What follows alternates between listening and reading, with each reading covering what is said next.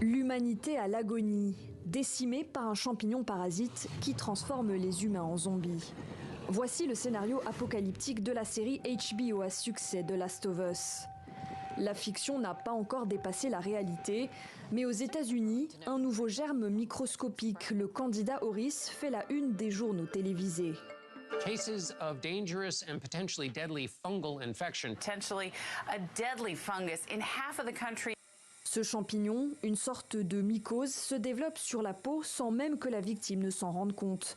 Sans gravité pour les personnes en bonne santé, il s'avère dangereux pour les patients au système immunitaire fragile, chez qui il peut causer de graves infections et entraîner la mort. Le problème, c'est qu'il résiste aux antifongiques, c'est-à-dire aux traitements anti-champignons qui sont disponibles.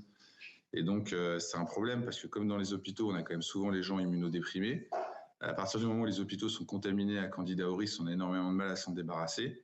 Donc, c'est beaucoup des patients qui ont des traitements lourds, notamment des chimiothérapies, donc des patients cancéreux.